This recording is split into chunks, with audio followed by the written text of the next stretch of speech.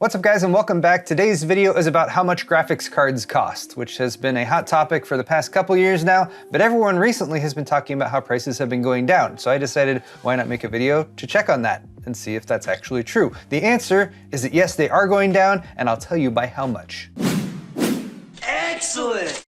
Hey, why not start out with a TLDR? Here's a little chart that I made with a bunch of pricing for NVIDIA and AMD graphics cards. If I look at this percentage change bar on the right here, this averages out to about 10%. So what we're looking at from last month in January to this month in February, if you're looking at actual street prices and how much you can buy cards for on the used market in sites like eBay, they are down about 10%, and that's on top of the reductions that we already saw in January, which were down a little bit from December and further into 2021. That said, I would like to go over these in a little bit more detail, so let's start with my methodology for where these numbers actually came from, starting with my historic numbers from January 2022. I did do some logging last month to pull up some of these numbers, but I will point you guys towards Tim's excellent series of videos that he's been doing all throughout 2021, and he's continuing for 2022 about GPU pricing. I'll post the link to the most recent Hardware Unboxed GPU Market Update video in the description. There should be another one coming out soon if they continue this, which I'm expecting them to. But Tim has been looking at eBay prices, so that's kind of like street pricing. And you can compare that to this column here, which is just launch MSRP for all the cards I'm talking about. And you can see what kind of a markup cards have been selling for, at least back in January, versus the original MSRP, and it's anywhere from a 50 or 60% markup to well over 130. Now I have two main columns of data here, the retail price and the street price. So for retail prices, I'm using PC Part Picker, and I'll post a link to their website in the description as well. For any given graphics card, you can sort by chipset here to look at just those cards, and then you can sort by price. And you'll note that they range a lot from here. It starts at about $1,900, but gets up to around $2,650. And also note that PC Part Picker lists multiple retailers. So some sites will just have the single listing, like on Amazon. And for some cards, you'll have multiple retailers listed, but we'll also show you whether or not the card is actually in stock. And you'll often find out of stock prices that are much more reasonable than what you can find for in stock. But the out of stock pricing is theoretically what manufacturers should be selling the graphics cards for. The 3080 Ti has a launch MSRP of $1,200. EVGA feels that their For the Win 3 Ultra Gaming variant should cost about $1,448. But of course, actual pricing is upwards of $2,000. So for this retail price column, I'm looking at cards that are actually for sale that you can put in your cart and buy right now from quote-unquote reputable retailers like Amazon or Newegg, depending on whether or not you call those reputable. And I guess depending on if you've been following the tech world news lately. But for example, the Zotac Gaming RTX 3080 Ti is available for $1,900. There's only 9 left in stock, but it is shipped from and sold by Amazon rather than a third-party marketplace seller. And this is what I use for my price here of $1,900. And while I might be able to find actual MSRP-ish prices for this card, $1,429 for example over here directly on the EVGA website. Even Newegg has it listed for $1,480, but this is also Newegg Shuffle only. And that is really where I'm drawing the line for these retail prices. You need to be able to add it to your cart and buy it right now, either directly from Newegg or Amazon, or from a third-party marketplace vendor, as long as they have something of a sale history and you can tell they're not just a fly-by-night company that's just doing a one-off listing. Also, yes, you can get these cards cheaper, but you need to scoop them up quickly and you need to be waiting for it to happen. So I'm focusing more on the prices that are readily available versus Newegg Shuffle prices that pop up really quickly and then immediately sell out. And then for street pricing here, I am just using eBay, and under advanced search, you can search completed listings. I am mostly looking at new products, although I am considering the prices of used stuff. For some of the last gen hardware listings I have, like RTX 20 series, GTX 16 series, and AMD RX 5000 series cards. But this will allow you to do something like look for the 3080 Ti and find completed listings and what they've actually sold for. So using the 3080 Ti as an example, we can see the street price listing from last month was $1,900. Retail price, it's still available for that much, so not much change there. However, the street price in February, based on completed eBay listings, I have at $1,750. And now do note that there are some listings that have completed for even less than that. Like this is a 3080 Ti Founders Edition that sold for about $1,635. And it even says brand new, but you have to also contrast that with some cards that are selling for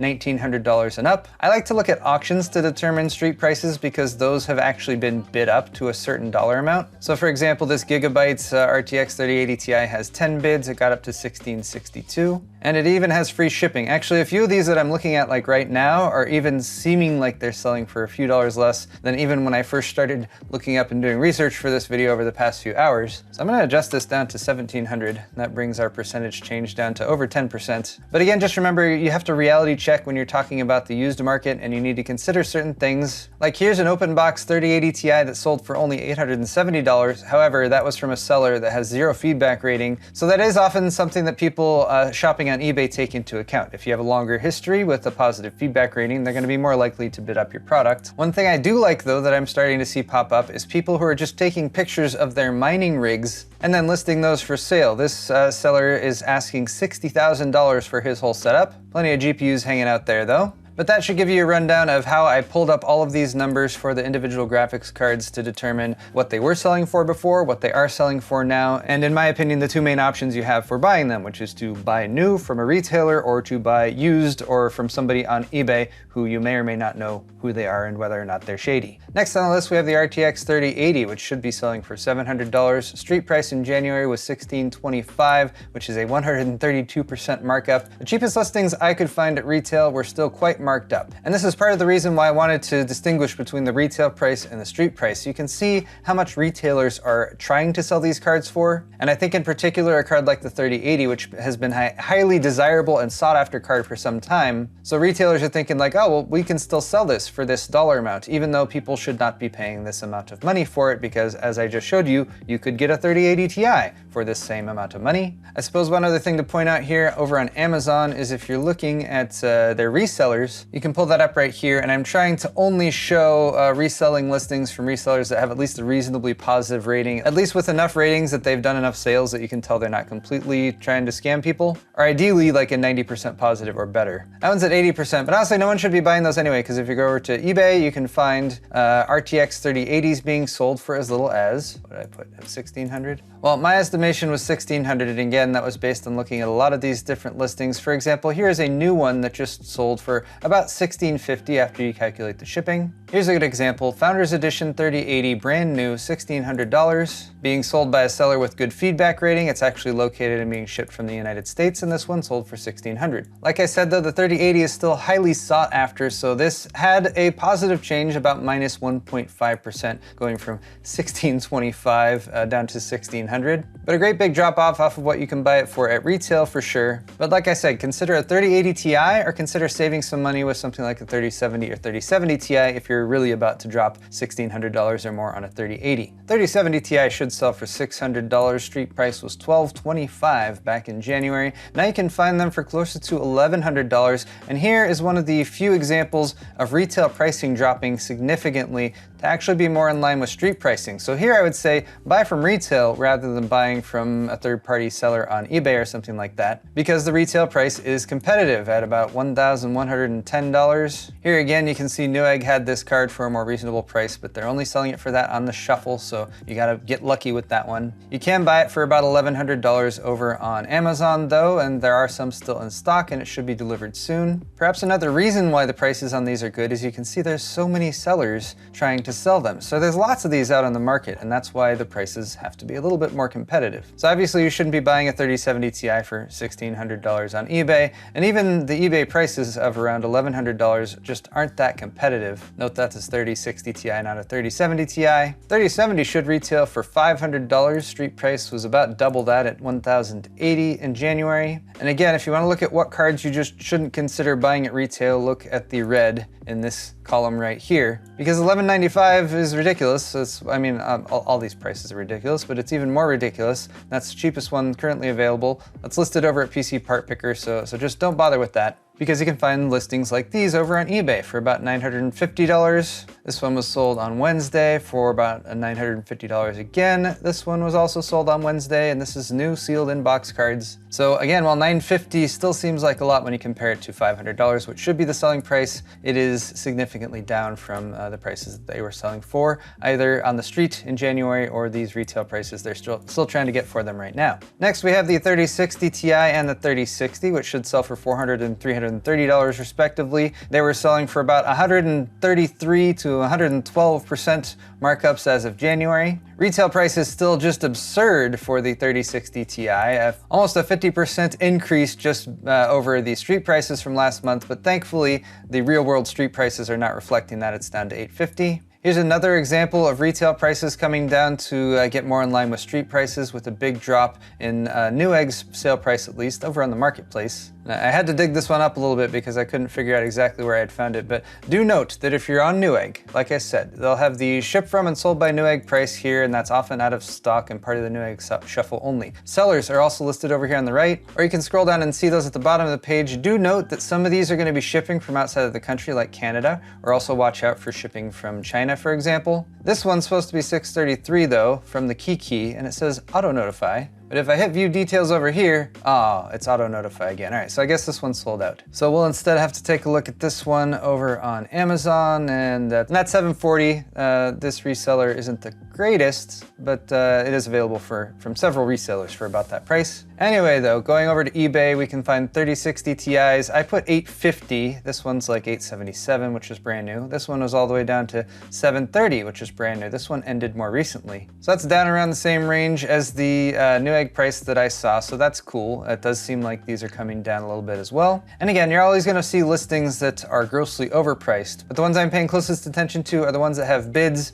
and that's bringing this to anywhere in the $750 to $800 range. That's for 3060 Ti's, by the way, whereas the 3060s, I was finding for closer to the, I'd say sub $700, around $675 if you're accounting for shipping.